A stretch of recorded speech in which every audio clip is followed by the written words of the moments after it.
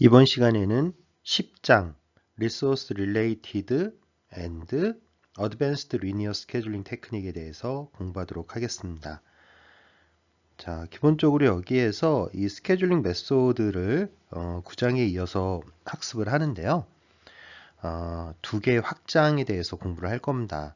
하나는 필요한 자원이 포함이 됐을 때 어떻게 일정 계획이 변경될 수 있는지, 그리고 리니어 스케줄을 얘기를 할때 작업 간의 여유 시간이나 또는 지연 같은 것들을 어떻게 표현할 수 있을지 이 두 가지 측면에서 약간 더 어드밴스드 된 그런 스케줄링 방법을 10장에서 학습합니다. 자, 오늘 딱 절반이네요. 총 20개 장 중에 10장에 해당하는 내용을 공부하도록 하겠습니다.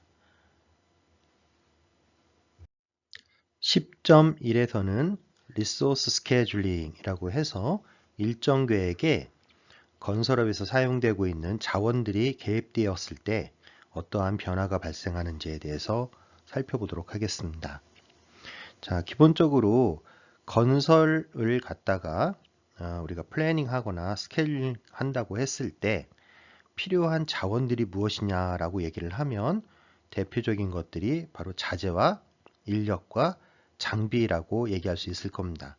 그 중에서도 인력과 장비라고 하는 것은 항상 제한이 되어 있고 이 제한된 자원을 수많은 공정들이 서로 먼저 점유하려고 하기 때문에 상당 부분 일정 계획에서 세워놓은 것들이 이런 인력이나 장비의 부족으로 인해서 원래 생각했던 것보다 많이 지연될 수가 있는 부분들이 있는 거죠. 특히나 우리가 앞서 CPM이나 퍼트를 이야기할 때 각 공정별로 또는 과업별로 공사 기간만을 언급을 했지 그 공사 기간 동안에 어떤 자원이 얼마나 필요한지에 대해서는 언급을 하지 않았습니다. 따라서 CPM이나 퍼트를 통해서 나온 공사 기간이 과연 실현 가능할 것인가 그렇지 않은가는 뒤쪽에 그 일정장에서 필요로 하는 인력과 장비가 충분히 공급될 수 있는 상황이냐 하는 것과 매우 깊은 연관을 갖는다라고 볼 수 있어요. 따라서 향후 실행 가능한 일정 계획을 수립하기 위해서는 스케줄링을 할 때 자원을 반드시 고려하는 것이 필요하다라는 얘기를 하고 있고요. 이러한 측면에서 자원 할당과 관련된 문제들 또는 자원 부하 균형화와 관련된 문제들을 이야기할 수 있는데 기본적으로 리소스 얼로케이션이라고 하면 우리가 가지고 있는 이 인력이나 장비와 같은 자원들을 어떤 공정에 먼저 할당하고 그 공정이 끝나면 또 다른 어떤 공정에 할당할 것인가 하는 식으로 자원과 공정을 서로 매핑하는 역할을 하는 것이 자원 할당이라고 하는 문제입니다. 자, 또 하나는 리소스 레벨링이라고 하는 측면을 생각해 볼 수 있는데요. 자, 리소스 레벨링이라고 하는 건 우리가 필요한 일정의 공사 기간 내에 공사를 마치기 위해서 자원을 갖다가 결정을 해서 투입을 하는데 가급적이면 그렇게 투입된 리소스의 규모가 공사 기간 중에 일정한 형태로 유지되는 것이 좋겠다라고 얘기를 하는 거예요. 전체적으로 공사 기간이 가로축을 형성하고 있고 필요한 인력수 같은 것들을 이렇게 세로축으로 그림을 그려본다라고 하면 예를 들어 가지고 어떤 일정 계획을 수행하기 위해서는 필요한 인력수가 예를 들면 이런 식으로 그려져 있다. 또 다른 형태의 일정 계획을 짰더니 이번에는 필요한 인력수가 이런 식으로 구성이 되어 있다. 라고 하면은 아까 얘기한 A안보다는 뒤에 얘기한 B안이 전체적으로 필요한 리소스 측면에서 요만큼만 유지를 하면 되는 거잖아요. 반면에 A는 최대 여기까지 유지를 해야 되기 때문에 이런 경우 A보다는 B 방법이 조금 더 선호되는 방법이라고 얘기할 수 있겠고 이런 B의 케이스를 필요한 자원의 부하가 균형화되어 있다라고 얘기하는 겁니다. A라는 건 최대 이만큼 필요하고 최소는 요만큼밖에 필요하지 않으니까 공사기간 중간에 필요한 자원의 부하가 이렇게 일정하지 않고 왔다 갔다 한다라는 거죠. 이 얘기는 새로운 신규 고용이나 아니면은 뭐 해고 같은 절차들이 공사기간 내내 발생할 여지가 있다라는 거죠. 그래서 상대적으로 관리가 좀 어려워질 수 있기 때문에 가급적이면 공사기간 내에 어느 정도 일정한 수준의 필요한 자원을 분배해 가지고 유지할 수 있도록 해주는 것이 좀 더 나은 일정 계획이다라고 설명하고 있는 것입니다. 10.2에서는 자원 할당 부분, Resource Allocation에 대해서 다루고 있는데요. 자, 예제를 통해서 어떠한 상황인지 이해를 해보도록 하겠습니다. 먼저 어떤 프로젝트를 하나 분해를 해봤더니 그 프로젝트가 A, B, C, D, E, F, G, H, I 해서 총 9개의 과업들로 분해가 될 수 있었고요. 그 과업들에 대해서 공사 기간을 추정을 해봤더니 2일, 2일, 하루, 이틀, 사흘, 나흘, 사흘, 4일, 2일, 2일 이렇게 공사 기간이 나와 있는 겁니다. 자, 그래서 앞서 배웠던 우리 크리티컬 패스 메소드를 이용을 해가지고 즉 CPM 방법을 이용을 해서 주공정선을 뽑아봤더니 주공정선이 ACEGI 형태로 그 아래 그림에서 보면 파란색이나 빨간색으로 이렇게 박스가 쳐져 있는 부분이 있죠.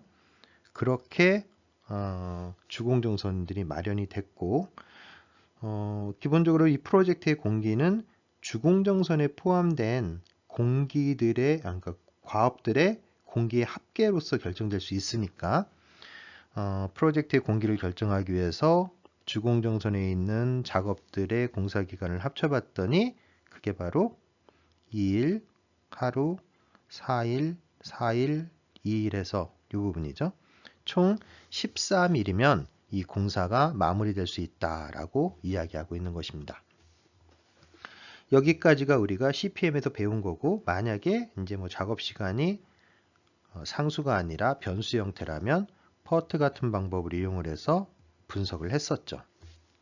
자, 근데 문제는 이 두 가지 방법 모두 필요한 자원을 고려하지 않고 있다라는 측면에서의 어떤 한계점을 가지고 있는 방법들이에요. 자, 그런데 이 예제에서는 또 다른 하나의 정보를 주고 있는데 그것이 바로 각각의 공정을 처리하기 위해서 필요한 자원의 수입니다. 자, 바로 이 정보들이죠. 5, 4, 3, 3, 2, 3, 3, 4, 4. 즉 아래쪽에 이렇게 필요한 자원의 수를 표시를 해 놓은 거예요. 자, 이거를 해석을 해보면 A라는 작업은 5명의 뭐 인부가 필요하고 뭐 B는 4명, C는 3명, D는 3명, E도 2명, F도 3명, G 3명, H 4명, I 4명 이렇게 필요하다라는 거예요. 그래서 기본적으로 CPM과 퍼트에다가 플러스 필요한 자원의 정보를 추가를 한 겁니다. 자, 그래서 그러면 가용한 자원이 얼마나 되느냐 하는 것들을 분석해 봤더니 이제 아래에 있는 정보를 활용하시면 되겠죠. 프로젝트 기간 쭉 뭐 이게 단위가 정확하게 뭔지 모르겠지만 뭐 16일이라고 하면 16일 동안의 이 시간축에 대해서 필요한 리소스, 즉 앞에서 본다 그러면 이게 뭐 인력 같은 가용한 인력이라고 얘기를 할 수 있겠죠. 그래서 10일까지는 6명이 가용하고 그리고 10일부터 16일까지는 쭉 해보면 어디 정도 한 4명 정도 되는 거죠. 4명 정도가 가용한 상태라고 얘기를 하는 겁니다. 이렇게 자원 제약이 있다라면 이 자원 제약에 의해서 이 프로젝트의 총 공사기간 13일이 영향을 받겠느냐 받지 않겠느냐라는 걸 분석하는 행위가 뒤에 이루어지는 겁니다. 그래서 필요한 자원수를 고려를 해가지고 일정 계획을 다시 한번 짜봤더니 자, A와 B 그리고 C 작업을 여기 그림만 놓고 보면 A를 마치고 나면 B, C를 동시에 이렇게 진행을 할 수가 있잖아요. 그런데 B와 C를 동시에 진행을 하려고 하다 보니까 필요한 인력이 4명하고 3명이 필요하니까 그걸 더하면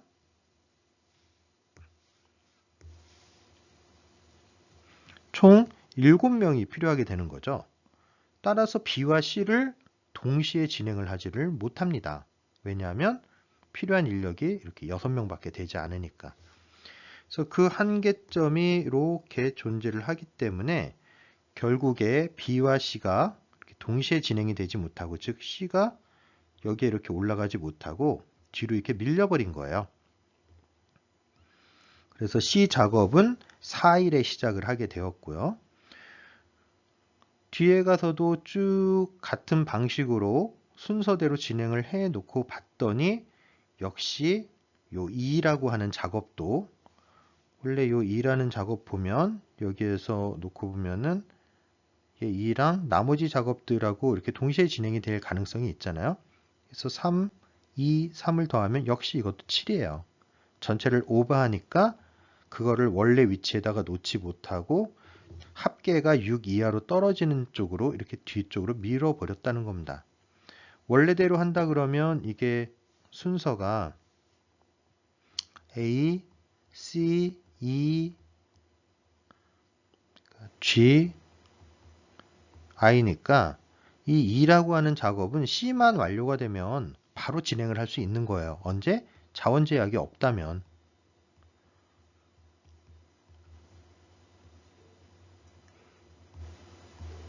그런데 지금은 자원 제약이 있기 때문에 C가 끝나고 나서 바로 이 시점에 바로 E가 진행되지 못하고 요만큼 딜레이가 되고 난 다음에나 진행이 될 수 있다는 거예요. 왜냐하면 이때 만약에 이 작업을 집어넣게 되면 2명이 이렇게 올라가 버리잖아요. 여기가. 그러니까 필요한 인원수 가지고 커버가 되지 않는 거죠. 최대 8명까지 필요하게 되니까 여기 있는 것처럼 3명, 2명, 3명이 동시에 작업이 진행이 돼서 그래서 이런 두 개의 딜레이 때문에 실제로 공사 기간을 따져봤더니 13일이 아니라 16일이나 돼서야 끝이 날 수 있다는 거예요. 그래서 그걸 가지고 다시 간트 차트를 그려봤더니요. 공사 기간에 플러스 자원 제약을 포함을 시킨 거죠. 원래는 자원에 대한 고려를 하지 않았는데 자원에 대한 고려를 했더니 보시는 바와 같이 C 작업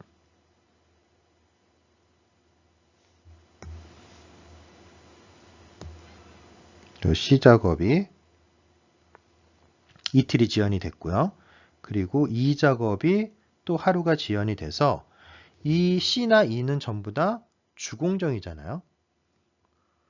주공정에 있어서 지연이 발생을 하면 이것은 결국 프로젝트 공기의 지연을 의미하게 되는 거죠.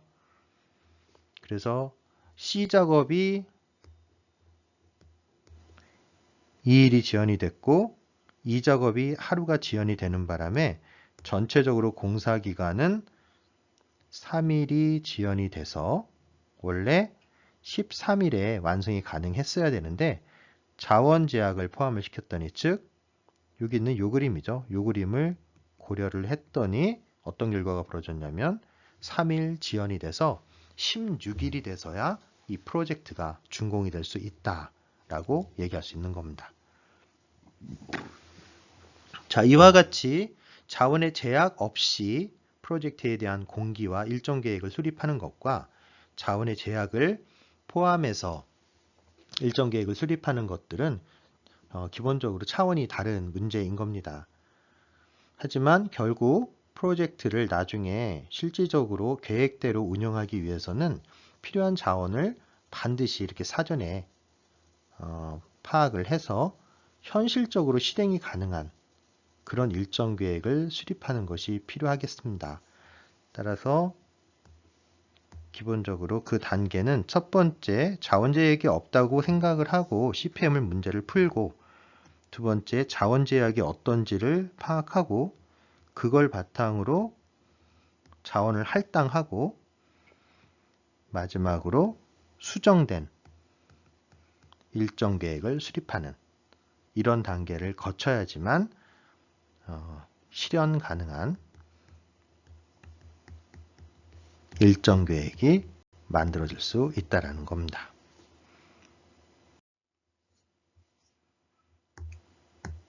자, 10.3일에서는 리소스 레벨링, 필요한 자원의 수를 이렇게 균형을 맞춰가지고 프로젝트 기간 내에 일정하게 유지를 하려고 하는 노력이라고 볼 수 있겠죠. 그래서 여기 그림을 보시면, 자, 프로젝트 기간 동안에 수행돼야 되는 공사들이, 과업들이 이렇게 쭉 있습니다. A부터 H까지. 그리고 각각의 작업을 진행하기 위해서 필요한 리소스의 개수도 이렇게 언급이 되어 있어요. 그래서 얘 크리티컬 패스를 봤더니 얘는 크리티컬 패스가 요 놈들이 크리티컬 패스입니다. E, F, G, H.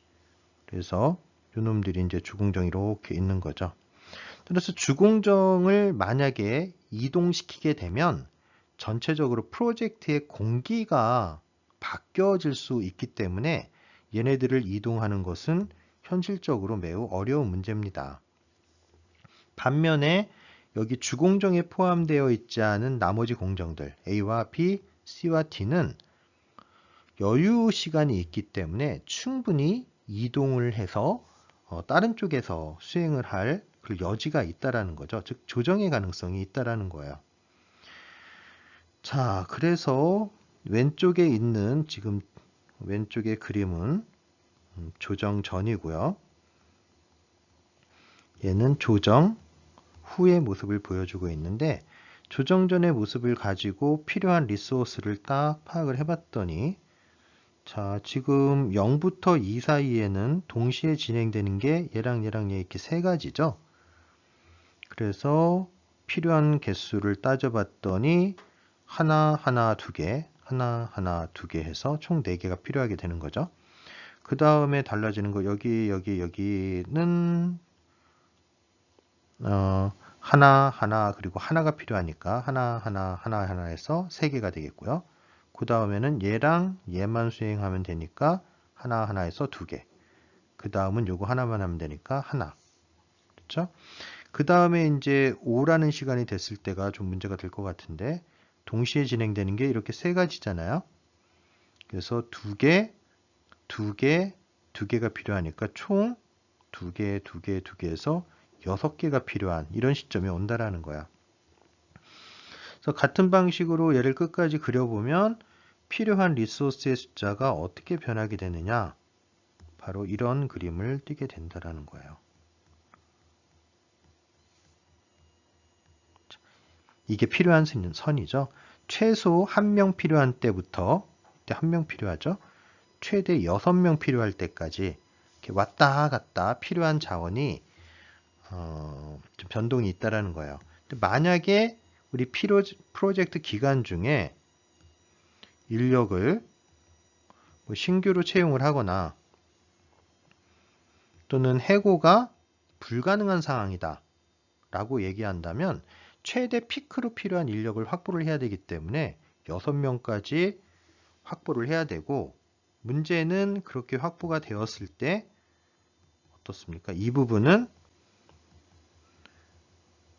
다 유휴 상태가 된다라는 거예요. 즉 유휴 상태가 있다라는 건 전체적인 가동률이 저하된다라는 걸 의미를 하는 거죠. 자, 그래서 이 케이스를 좀 개선하기 위해서 이렇게 조정을 시도를 한 거예요. 어떤 조정이 있었느냐 하면,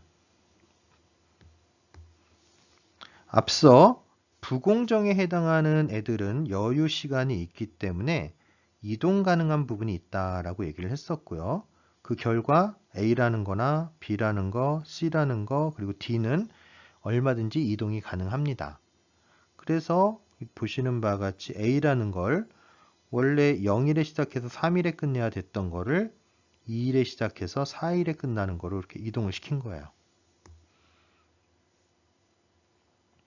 그리고 B 작업 같은 경우에는 5에 시작해서 8에 끝나는 거였던 거를 7에 시작해서 10에 끝나는 걸로 이동. 그리고 C는 그대로 뒀고요. 그리고 D 작업은 하루 뒤로 딜레이를 시켰네요. 자, 이렇게 진행을 한다 해도 시작하는 지점과 끝나는 지점은 변하지가 않았죠. 따라서 이 말의 의미는 프로젝트의 공기는 역시 불변이란 얘기예요. 그래서 16일에 끝나는 거 똑같이 16일에 끝나요. 그럼 단지 이 연기를 통해서 어떤 변화가 있었느냐 하는 거는 앞서 그림에서 이 박스들이 문제가 됐었던 부분들이 있죠. 좀 지워보면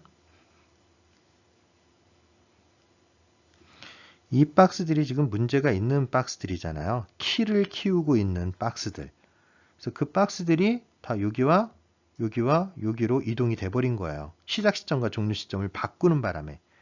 그랬더니 전체적으로 필요한 자원의 숫자가 최대가 4 그리고 최소가 2 이 부분이죠. 최대 4에서 최소 2까지 이렇게 평평해졌다라는 거예요. 그게 바로 리소스가 레벨링이 됐다라고 표현을 하는 겁니다. 자, 이렇게 레벨링을 시키고 나면 아이들 타임이 얼마나 줄어드냐 하면 이만큼만 아이들이 발생을 하죠. 즉 유유가. 이 얘기는 전체적인 리소스의 가동률을 높일 수 있다라는 게 되는 거죠. 자, 아까 같은 경우에는 가동률이 어떻게 됐냐 하면 전체에 대해서 이 부분들이 다 뭐라고요? 유유였었죠. 근데 그 유유 상태인 게 요만큼으로 줄었으니 얼마나 효율적으로 돌아가는 거겠습니까? 상대적으로 채용해야 되는 인원이 아까는 최대 6명까지 우리가 인력 채용을 했어야 되는데 조정을 하고 나서는 4명이면 충분했다는 거죠. 조정 전에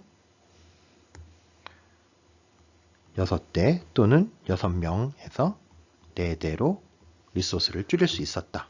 뭐를 통해서? 부공정들을 이동을 시켜가지고 일부 연기를 시킴으로써 프로젝트의 공기에는 영향을 주지 않고 전체적으로 필요한 리소스를 줄일 수 있었다.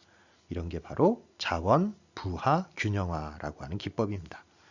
근데 문제는 이러한 과정이 어떤 시스테매틱한 절차로서 이렇게 나오면 좋겠는데 기본적으로 이 일정 계획을 짜는 사람의 경험에 어느 정도 의존하는 방법밖에 없다라는 게 조금 어려움일 수는 있습니다.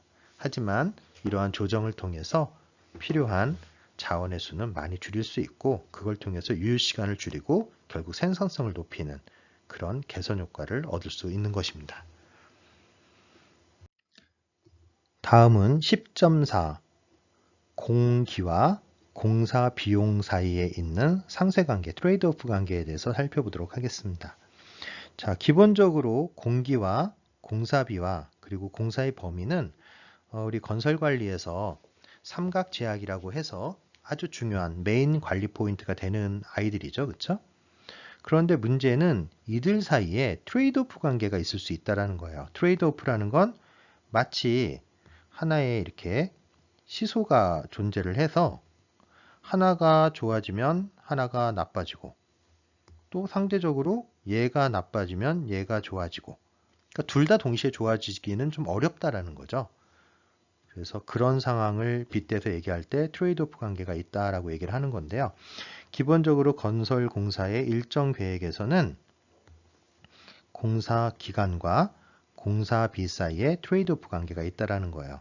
즉 공기를 늘리면 공사비를 다운시킬 수 있고요. 반대로 공기를 갖다가 단축시키려면 공사비가 증가할 수밖에 없다라는 이야기인 거죠. 자, 그래서 이러한 상황을 좀 이해하기 위해서 예제를 좀 살펴볼 건데요. 자, 아래에 있는 표를 보시면 전체 프로젝트가 총 하나, 둘, 셋, 넷, 다섯, 여섯, 일곱, 여덟, 9개. 우리 아까 봤던 그 예제네요. 그쵸? A부터 H까지 있는.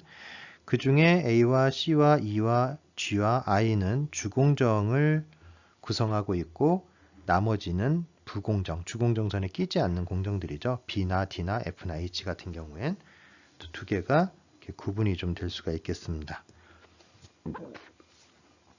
그리고 각각의 공사에 대해서 정상 공기와 특급 공기를 얘기할 수 있는데요. 자, 아까 얘기한 것처럼 공기와 공사비 사이엔 트레이드오프 관계가 있다고 했는데, 예를 들어서 A라는 공사를 이틀 만에 하면 3달러가 들어간다는 거고요. 만약에 그걸 하루에 땡겨서 하려고 하면 공사 비용이 4달러까지 증가될 수 있고, 이것은 하루 감소시키는데 1달러의 추가 비용이 발생한다는 걸 의미하는 거예요. 그걸 우리가 코스트 슬로프 또는 비용 구배라고 부릅니다. 자, C 작업 같은 경우에는 정상으로 하면 하루 걸리고 2달러가 들어가는데, 문제는 얘는 아무리 노력을 해도 공사 기간을 줄일 방법은 없다라는 거예요. 그래서 이런 경우에는 비용 구배가 존재하지 않고 특급 공기라는 것도 존재하지 않는 거죠. 그런 게 D도 마찬가지네요. 그렇죠? 그러니까 개선의 여지가 없다라는 겁니다. 이런 애들은. 그래서 사실은 공기 단축에 대해서 생각을 할 때 얘네들은 더 이상 고려의 대상이 될 수가 없는 거죠. 왜냐하면 불변 공기를 가지고 있기 때문에. 하지만 이제 나머지 것들은 정상 공기를 쓰느냐 특급 공기를 쓰느냐에 따라서 정상 공기에 비해서 특급 공기는 공기가 짧아지는 대신 공사 비용이 늘어나는 그런 패턴을 갖게 되는 겁니다. 자, 그래서 기본적으로 우리가 생각할 수 있는 건 똑같이 하루를 이렇게 줄일 수가 있다라고 하면 비용이 적게 드는, 즉 이 코스트 슬롭이 작은 놈을 우선적으로 줄이면 상대적으로 비용은 적게 들이면서도 공사 기간은 줄일 수 있으니까 이득이지 않겠느냐라는 기본적인 개념을 가지고 분석을 시작을 하게 되는 겁니다. 자, 또 하나 특이한 건 여기에서 뭐 다른 것과 좀 달리 G 작업 같은 경우에는 정상 공기가 4일이 걸리고 3달러가 소요되는 거였어요. 그런데 그걸 만약에 3일 걸리게 하고 싶다라고 하면 4달러가 소요된다라는 거예요. 즉 하루 줄이는데 1달러. 그런데 그거를 더 줄일 수가 있어요. 어디까지? 이틀까지. 그러면 6달러의 비용이 들어간다는 겁니다. 따라서 3일에서 이틀로 줄이려면 2달러의 추가 비용이 들어가니까 첫 번째 하루 줄이는 데는 1달러, 두 번째 하루 줄이는 때는 2달러. 이렇게 비용 구배가 달라지게 되는 거죠. 그래서 그런 정보가 주어져 있고, 이 정보를 바탕으로 우리가 CPM 네트워크를 구성을 해보면 앞에서도 살펴본 바와 같이 이런 형태 A, B, C, D, E, F, G, H, I까지, 그리고 여기에는 지금 아래쪽에 코스트 슬롭을 이렇게 표현을 해놨네요. 앞에서 구한 이 코스트 슬롭을 여기에 딱 가져가 놓은 거예요. 그래서 A를 하루 줄이려면 1달러, B를 하루 줄이려면 1달러, 그리고 D는 줄일 수 없고 E는 2달러, F도 2달러, 그리고 G는 첫 번째 하루는 1달러, 또 하루는 2달러. 이틀을 줄이게 되면 2달러가 필요하다는 거죠. 그 다음은. 그래서 첫째 하루 줄이는데 1달러, 두 번째 2달러니까 이틀을 다 줄이면 원래 거에 비하면 3달러가 더 필요한 거죠. 그리고 마지막 I는 역시 3달러의 비용이 필요한 거고. 자, 근데 문제는 이때 부공정은 공기를 줄여도 전체 프로젝트 공기를 줄이는 데는 아무런 영향을 못 미치잖아요. 따라서 뭐에 대한 공기를 줄여야 되는 겁니까? 여기서 주공정이라고 불리는 A, C, E, G, I 중에서 공사 기간을 하루 줄여야 사실은 전체적인 프로젝트의 공기가 줄어들 수 있는 것이다 라고 얘기할 수 있는 거예요. 자, 그리고 여기 있는 애들은 특급 공기가 없기 때문에 이거는 고려 대상이 아닌 애들이죠. 따라서 첫 번째 후보가 될 수 있는 것들은 여기 있는 요 놈이나 요 놈이나 요 놈이나 요 놈. 즉 A, E, G, I 중에서 하루를 줄일 수가 있는 겁니다. 자, 정상적으로 우리가 정상 공기만 모두 사용한다라고 하면 이 프로젝트 아까 본 것처럼 총 13일의 공기가 산정이 되죠. 자, 그런데 이 중에서 이제 프로젝트의 기간을 줄이기 위해 가지고 방금 전에 말씀드린 A와 E와 G와 I 중에서 비용이 가장 적게 들면서도 공사 기간을 줄일 수 있는 공정을 하나 선택을 해서 그 공정부터 줄여나가려고 하는데요. A는 1달러, E는 2달러, G는 1달러, I는 3달러니까 A나 G 중에서 하나를 줄이면 되죠. 그런데 여기에선 그 중에서 A가 선택이 되었네요. A를 먼저 이렇게 선택을 해서 공사기간이 이틀이었던 걸 이렇게 하루로 줄였습니다. 그러면 전체적으로 한 칸이 쭉 앞쪽으로 밀리니까 프로젝트에 대한 공사기간은 12일로 줄어들게 되겠죠. 자, 그래서 표현을 해놨는데 코스트는 특급 공기를 사용했다라는 의미에서 ACC라고 달아놨고요. 나머지 것들은 단축이 가능한 애들은 이렇게 비용들을, 그리고 단축이 불가능한 애들은 불가능하다라는 이렇게 대시 표시로 이렇게 표현을 해놨습니다. 자, 이렇게 해놓고 나서 이제 또 공사 비용을 쭉 따져 보니까 공기를 줄이는데 이 쉐이딩이 된 애들, 요놈들이 주공정선에 해당하는 거기 때문에 이 중에서 하나를 줄여야 되는 거예요. 그쵸?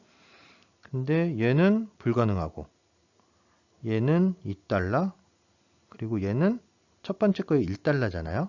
그리고 얘는 3달러니까 당연히 비용이 가장 적은 요 1달러에 해당하는 G 작업을 하루 줄이려고 하겠죠. 그래서 이렇게 G 작업이 원래 6에서 시작해서 10에 끝나는 4일짜리였는데 그거를 6에 시작해서 9에 끝나는 3일짜리로 4일짜리를 3일짜리로 이렇게 바꿔준 겁니다. 자, 그랬더니 역시 공기가 또 하루 줄어서 이번에는 11일까지 이렇게 줄어들겠죠. 자, 그래서 이번에도 이제 주공정에 해당하는 것 중에 하나 줄여야 되니까 뭐 요놈과 요놈과 요놈이 후보가 될 수가 있죠. 근데 그 중에서 먼저 이 작업을 선택을 해서 하루를 줄였네요. 원래는 이틀에 시작해서 6일에 끝나야 되는데 이틀에 시작해서 이렇게 5일에 끝나는 걸로 이렇게 바꿔준 겁니다. 자, 그 다음에 이제 줄일 수 있는 여지가 있는 건 주공정 중에 요놈과 요놈밖에 없죠. 그런데 얘는 2달러고 얘는 3달러니까 2달러짜리를 이렇게 줄였어요. 그랬더니 얘가 원래 5에서 시작해서 8에 끝나야 되는데 5에서 시작해서 7에 끝나는 거로 바꿔줘야겠죠. 자, 이렇게 바꾸면 이제 이때 좀 문제가 생기는데 바로 뭐냐. G 작업을 3일에서 이틀로 이렇게 줄여버렸더니 바로 요 변화죠. 그 변화로 인해서 나머지 원래 부공정이었던 놈들이 모두 다 주공정으로 바뀌어버린다는 거예요. 즉 여러 가지 패스 중에 가장 긴 패스가 원래 A, C, E, G, I였는데 다른 패스들도 이제 원래 주공정의 길이가 짧아지다 보니까 똑같이 길이가 9가 되는 패스가 만들어졌다라는 거죠. 그래서 이제는 뭔가를 줄이려고 하면 동시에 일정들을 줄여야 되는 그런 일들이 벌어질 수 있는 거고요.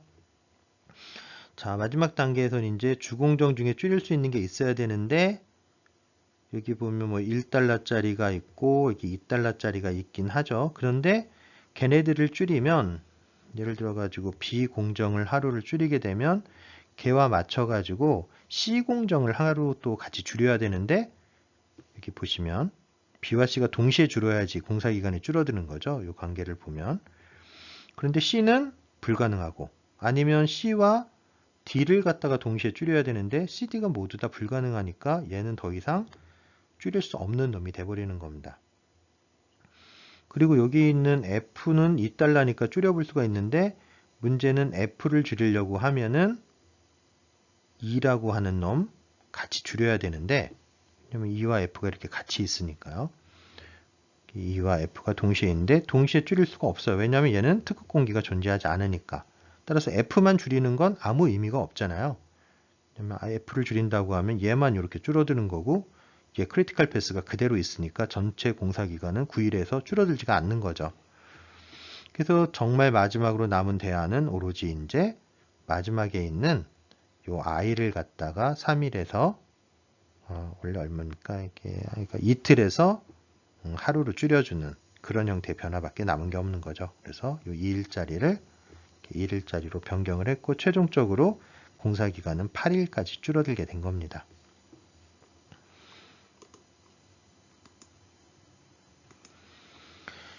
자, 그래서 지금까지의 과정을 정리를 해보면 여기는 공사기간이 13일에 27달러짜리였고요. 27달러라고 하는 거는 다 정상 공기를 쐈을 때 다 더해볼까요? 3, 8, 10, 14, 18, 20, 23, 27이죠. 이게 썸을 하면 이게 27달러입니다. 모두 정상 공기를 사용했을 때. 자, 그래서 하루 줄였던 여긴 12일이 됐고 1달러가 늘어났으니까 28달러가 돼버린 거죠. 그 다음에 얘는 또 하루가 줄어드니까 11일에 달러는 2달러가 여기서 늘어났으니까 30달러. 여기는 10일에 2달러가 늘어났으니까 32달러. 얘는 공기는 9일이고 2달러가 늘어났으니까 34달러. 그 다음에 얘는 또 하루가 줄어들어서 8일이 됐고 비용은 3달러가 증가했으니까 37달러.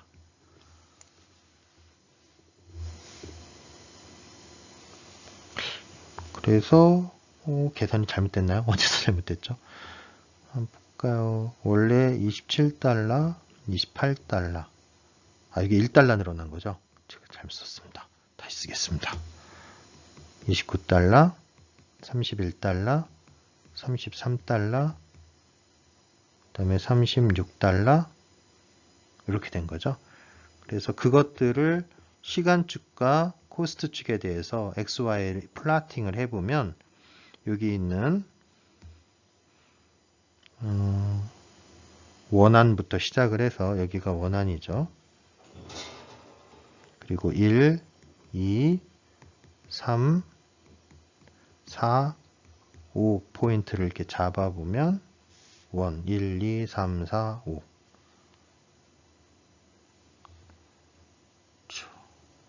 여기에서 1, 2, 3, 4, 5까지 포인트가 아니라 6 하나, 둘, 셋, 넷, 다섯. 맨 처음에 13달러에 13일에 27달러짜리, 그 다음에 12일에 28달러짜리, 그 다음에 11일에 29달러짜리, 그 다음에 10일에 32달러짜리, 여기네요. 좀 표기가 잘못된 것 같습니다. 그리고 그 다음에 여기가 이제 4가 되는 거고, 그 다음에 아니죠.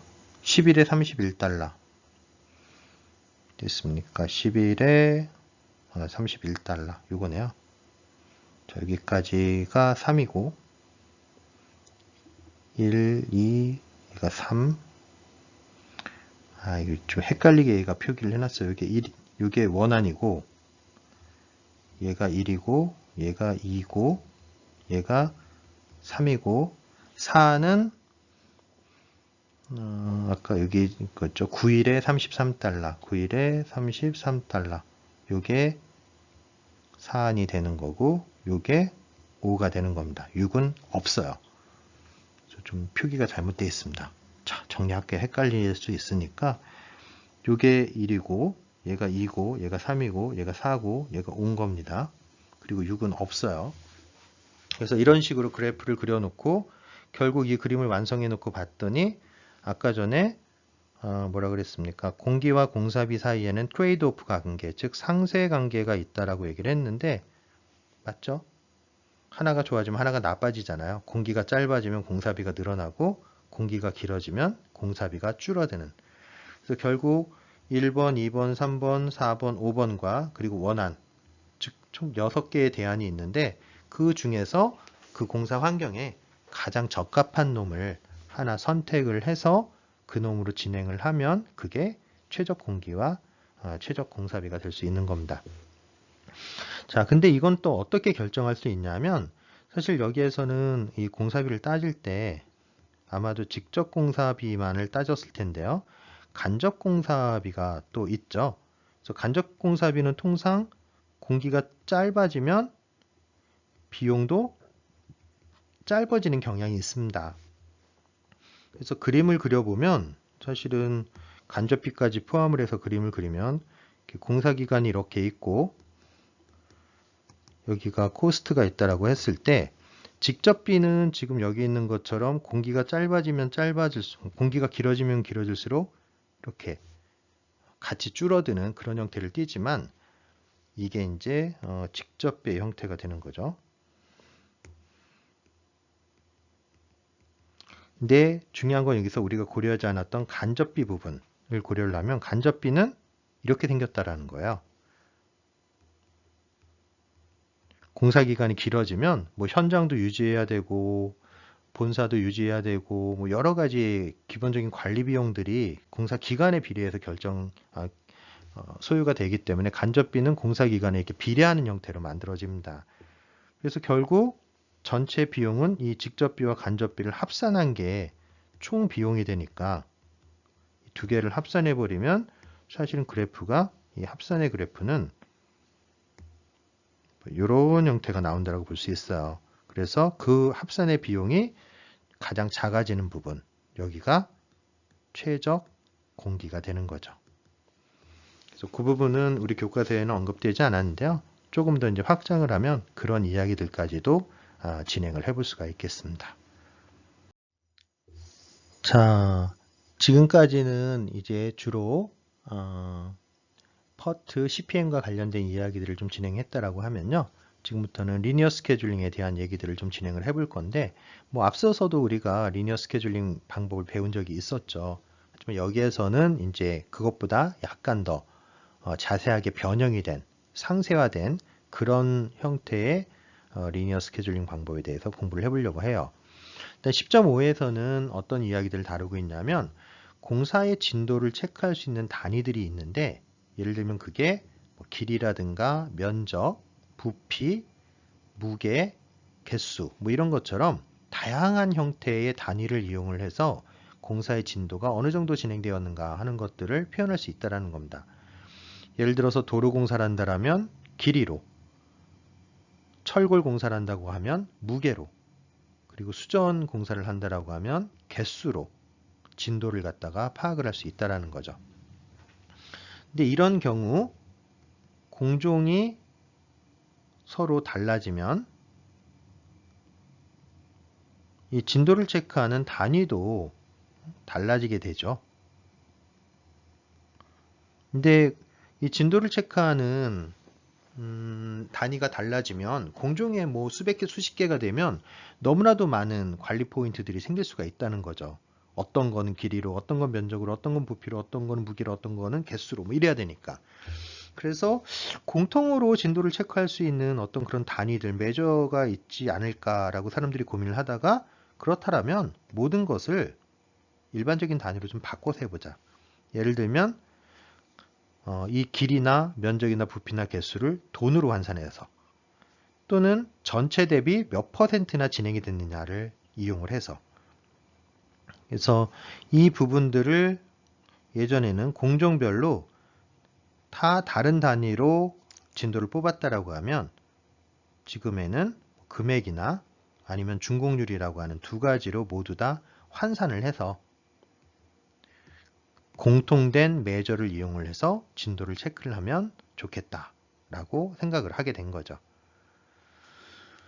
자, 그래서 앞서에서는 이제 공사별로 또는 공통적으로 사용할 수 있는 공사진도 체크 단위에 대해서 살펴봤고요. 자, 앞에서 우리가 리니어 스케줄링 얘기를 하면서 같은 작업 순서가 계속 반복적으로 일어나는 층별로, 구역별로 뭐 이런 것이 선형성이라고 얘기를 했는데, 통상 건설 진도는 수평적으로 또는 수직적으로 선형성을 띌 수 있다고 했는데, 앞서 들었던 예제들에 보면 뭐 도로나 터널이나 교량 같은 거는 수평적인 선형성, 그러니까 이렇게 쭉 이 길을 따라가면서 세그먼트로 쪼개가지고 1번, 2번, 3번, 4번, 5번 이렇게 반복으로 나타난다라는 거죠. 고층 빌딩 같은 경우에는 이와 다르게 뭐 이렇게 세로로 메워놓고 1층, 2층, 3층, 4층, 1층, 2층, 3층, 4층 해서 동일한 일이 반복적으로 이루어지고, 그래서 그런 걸 표현할 때 건설 진도는 수평적으로 또는 수직적으로 선형성을 띈다라고 표현을 해놓은 거예요. 그리고 이런 경우에 가장 잘 맞는 스케줄링 방법이 리니어 스케줄링 테크닉이라고 하는 거죠. 그래서 10.6에서는 리니어 스케줄링 메소드에 대해서 이제 언급을 하고 있는데, 이 리니어 스케줄링이라고 하는 것은 20세기에 들어가지고 프로젝트에 대한 통제를 하기 위해서, 관리를 하기 위해서 개발된 방법론입니다. 리니어 스케줄링 메소드, 줄여서 LSM이라고 부르는데요. 이것은 앞서서 얘기한 우리 에로비 차트 그렸던 거 기억나시죠? 리니어 스케줄링에서 거기에서 첫 번째로 이 프로젝트의 진도를 표현하기 위해서, 즉 프로젝트의 계획 또는 뭐 진도, 속도 뭐 이런 것들을 표현하기 위해서 우리가 오브젝티브 차트 또는 프로덕션 커브라고 하는 이런 S커브 형태의 그림을 그렸었는데요. 그게 이렇게 생긴 그림이었죠. 그것과 유사한 그림을 그리는 거예요, 이번에도. 하지만 차이가 있다라면 그 그림 안에서 좀 더 다양한 형태의 정보를 제공하고 있다라는 게 차이점인 거죠. 그래서 크게 보면 사실 앞에서 배웠던 S커브 형태의 라인 오브 밸런스 개념을 그대로 사용하는 것과 크게 다르지 않습니다. 자, 그래서 이 그림을 그리는 건 기본축은 똑같아요. 가로축은 시간축, 세로축은 일의 양인 거죠. 그래서 여기 보면 총 공사 기간은 뭐 얼마 정도 되겠습니까? 여기 정도 되니까 한 18위크 정도 될 테고, 그리고 그동안에 해야 되는 공사 양은 총 10개, 뭐 이렇게 볼 수 있는 거네요. 그렇죠? 18주 동안에 10개의 공사를 진행을 하는데, 이 공사를 진행을 하기 위해서 필요한 공종들, 액티비티들이 있는데, 그 액티비티가 A, B, C, D, E 이렇게 5개가 있는 거예요. 그게 순차적으로 이렇게 진행이 되고 있습니다. 같은 순서로. 그게 10개 이 유닛에 대해서 계속 반복적으로 작업이 되고 있는 거를 이야기하고 있는 거죠. 그래서 ABCD, 1번 구역에 대해서 ABCD, 2번 구역에 대해서 ABCD, 3번 구역에 대해서 ABCD, 뭐 이렇게 진행이 되는 거예요. 그래서 그거에 대한 이제 프로젝트 계획을 세운 걸 봤더니 이런 커브가 나오는 거죠. 자, A 작업은 이런 스케줄을 따라서, B 작업은 이 스케줄을 따라서, 이게 C, D, 그 다음에 이게 E 작업입니다. 그런데 여기 보면 크루 1과 크루 2가 표현된 부분이 있는데 바로 이 부분입니다. 그림을 잘 보시면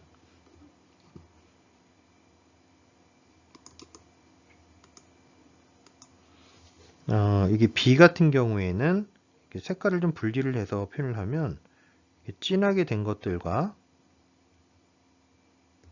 이렇게 흐리게 된 것들로 이렇게 구별을 해 볼 수가 있어요. 그래서 이 진하게 된 건 2번이 하는 거고, 흐린 거는 거꾸로네요. 진한 게 1번이 한 거고, 노란색으로 된 게 2번이 한 거. 그래서 두 사람이 한 작업을 나눠서 표현을 해 놓은 겁니다.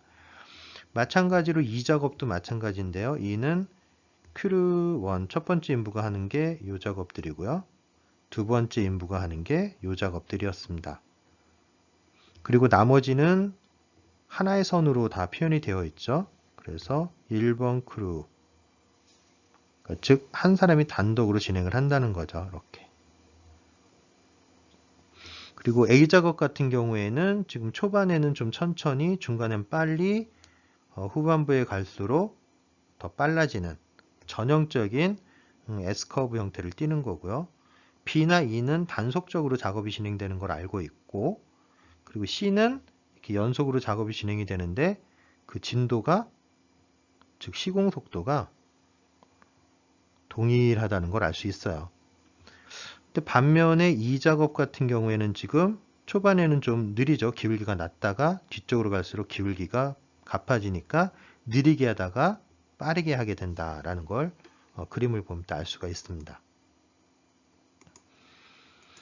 자, 그리고 또 다른 정보가 있는데 지금 B나 D 작업 같은 경우에는 스태거드라고 해서 시차를 두고 작업을 하고 있는 형태.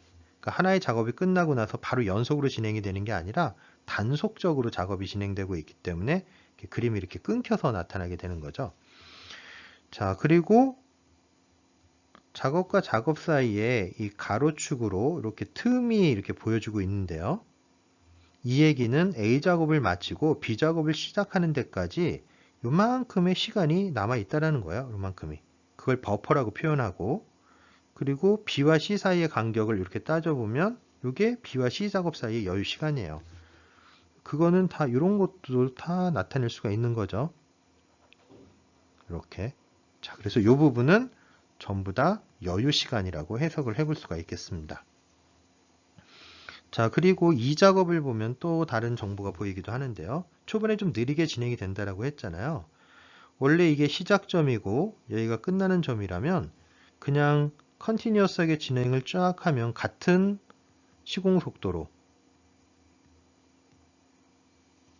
그렇게 했다면 이런 직선 형태의 진도가 표시가 되겠죠. 그런데 이렇게 하다 보면 다 어떻습니까? 여기 앞에 작업이 끝나지 않은 상황이 돼버리는 거죠. 여기는 아니겠네요. 이렇게 세 군데. 그렇기 때문에 D 작업이 끝나지 않았기 때문에 이 작업이 시작을 못한 거예요. 그래서 중간중간에 이렇게 시간은 흘렀지만 진도가 하나도 늘어나지 않는 인터럽 상황. 그래서 이 커브에서 지금 가로 방향의 수평선이 나타나면 이것은 작업 중단을 의미하고, 결국 이거는 D와 E 순서로 작업이 돼야 되는데 D가 미완이 돼서 E가 지연이 되고 있는 상황들을 표현하고 있는 겁니다. 자, 그렇게 지연이 돼서 여기까지 오다 보니까 남은 시간 내에 똑같은 진도를 뽑으려면 결국 어떻습니까? 이만큼 기울기가 커졌죠. 이거는 시공 속도가 빨라져야 된다라는 걸 의미를 하는 겁니다. 그래서 결국 이 말의 의미는 간섭을 받아서 늦어졌다가 초반부 뒤쪽에 가속을 해가지고 전체적인 진도를 맞췄다. 뭐 이런 형태로 이 계획이 수립되었다라는 걸 보여주고 있는 거죠. 그래서 오브젝티브 차트나 뭐 프로덕션 커브와 거의 같은 개념이지만 좀 더 다양한 정보를 제공한다라고 하는 게 지금 설명드린 그런 내용들을 이 리니어 스케줄링 메소드로부터 해석해낼 수 있기 때문에 좀 더 다양한 정보를 제공했다라고 이야기를 한 겁니다.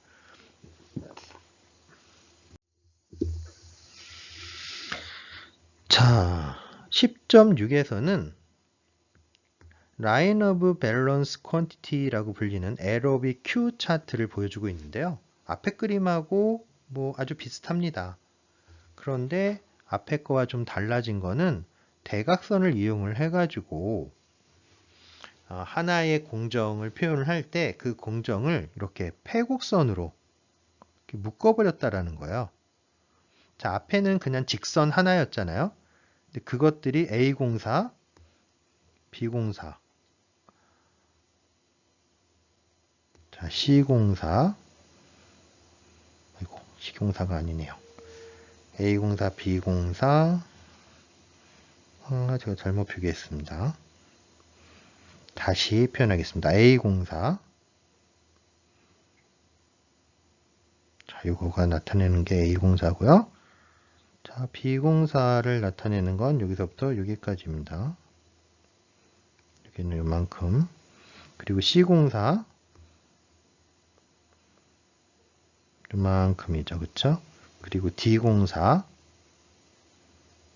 아하, 이렇게 아니네요. 그쵸? 이렇게가 D04. 다 패곡선으로 표현이 되죠. 그리고 마지막으로 E04는 여기 있는 이 부분. 이렇게 표현이 된 겁니다. 그래서 이 그림은 선으로 표현된 게 아니라 두 개의 패곡선으로 표현이 됐다라는 측면에서 특성을 가지고 있는 거고요. 앞에서 봤던 LSM에 비해서 리니어 스케줄링 메소드에 비해서 뭐가 장점이 있느냐 이렇게 표현을 하면 여유와 즉 버퍼와 딜레이, 지연이 명확하게 표현이 될 수 있다는 거예요. 기본적으로 이 그림 안에서 이렇게 빈 공간들이 이렇게 나타나잖아요. 작업과 작업 사이에. 그럼 이 빈 공간이 의미하는 게 뭐냐면 바로 여유 시간이 존재를 한다라는 걸 의미를 하는 거예요. 자, 그리고 또 하나의 케이스, 중요한 정보가 지연과 관련된 정보인데요. 지연은 어떻게 알 수 있느냐? 그 박스 안에서, 하나의 작업 박스 안에서 이렇게 기울어진 선들.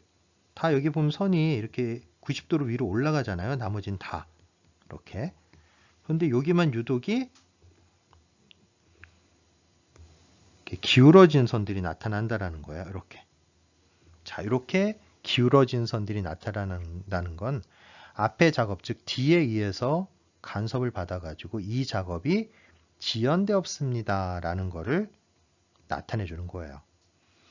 그래서 이 라인 오브 밸런스 퀀티티 그래프라고 하는 요 놈은 컨셉으로 봤을 때 LSM에다가 플러스 지연과 또는 여유 이런 것들을 좀 더 편하게 표시를 해줬다.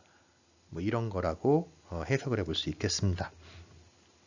자, LSM과 여기서 얘기한 LOPQ를 갖다가 한번 겹쳐보면 두 개가 뭐 그렇게 크게 다르지 않다라는 걸 여러분들이 확인해 볼 수 있을 거예요. 단지 선이냐 면이냐의 차이 정도밖에 보이지 않습니다. 자, 앞에 그림 가져다가 겹쳐본 거예요. 자, 원래 그래프에서는 여기 있는 요 선들만 이렇게 있었죠. 요 선이 앞에 있던 선들이에요. 이렇게 되어 있는 거 초록색으로 옅게 보이는 거 보이시죠? 그쵸? 이렇게 있었던 거.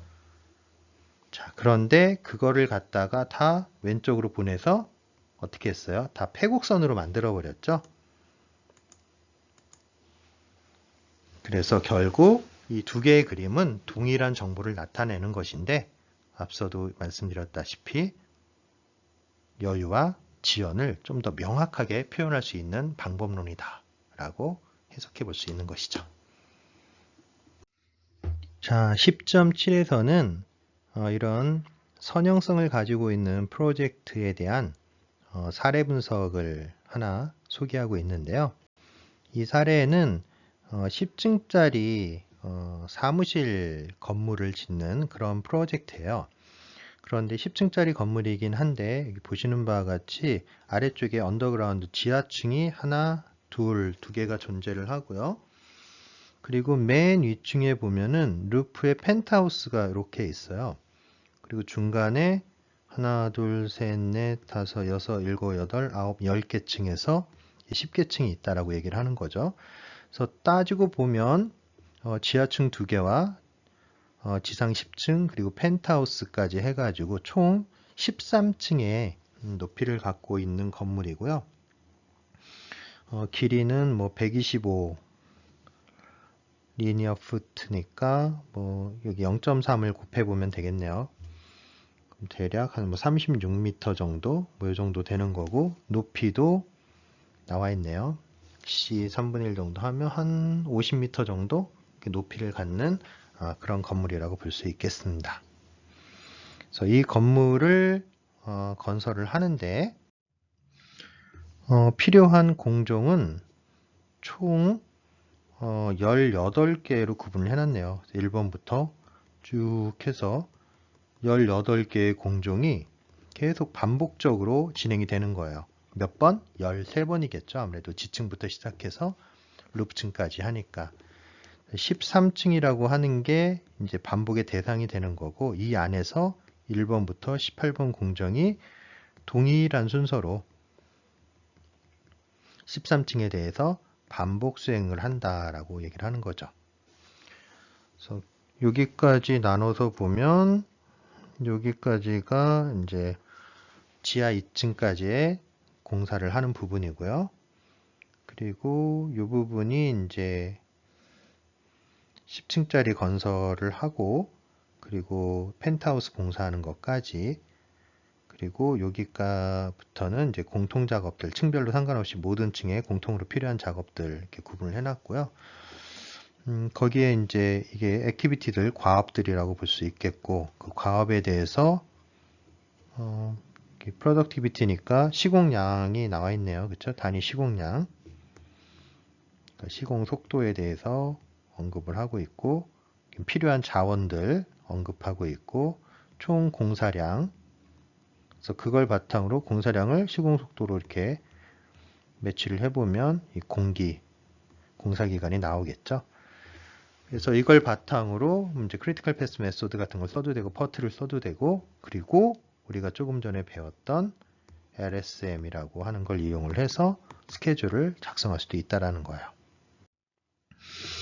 그래서 이 예제에 대해서 방금 전에 말씀드렸다시피 리니어 스케줄링 메소드를 이용을 해가지고 이 S커브, 즉 프로덕션 커브 또는 오브젝티브 차트라고 불리는 놈을 그려보면은 가로축은 알다시피 시간축이 되겠고, 세로축은 공사의 량이 되겠죠. 여기서는 이제 층이 그 섹션을 대변을 하기 때문에 공사량은 층으로 표시를 해놨습니다.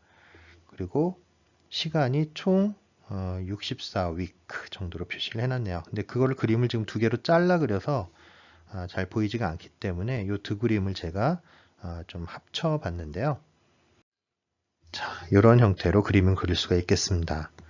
보시면 12주까지가 이제 기초공사가 이루어지는 부분이고요. 기초공사가 끝나고 나면 동일한 작업이 이렇게 계속 반복이 될 거예요. 1층부터 13층까지, 그러니까 지하 2층부터 펜트하우스까지. 그래서 일정하게 그 스케줄이 이렇게 반복적으로 이렇게 쭉 진행이 되고, 마지막에 공통공사를 포함시켜 가지고 공사가 66주 안에 마무리가 되는 이런 형태로 그림을 그려놨죠. 그래서 이 그림을 보면 이제 전체 프로젝트, 이 사무실 건물을 건설하는 프로젝트가 일정상으로 어떻게 진행되고 있는지, 그리고 또 이 그림을 바탕으로 해서 앞서 배운 그런 에로비 같은 기법을 이용을 해가지고 진도 체크도 가능하겠고요. 이런 것들을 통해서 좀 더 효율적으로 퍼트나 CPM을 사용하는 것보다 조금 더 편리하게 이런 선형성을 갖고 있는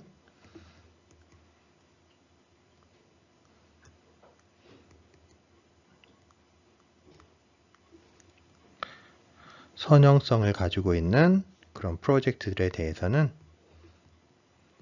바로 LSM을 통해서 보다 효율적이고 효과적인 일정 계획 관리가 가능하다. 이렇게 마무리를 할 수 있겠습니다.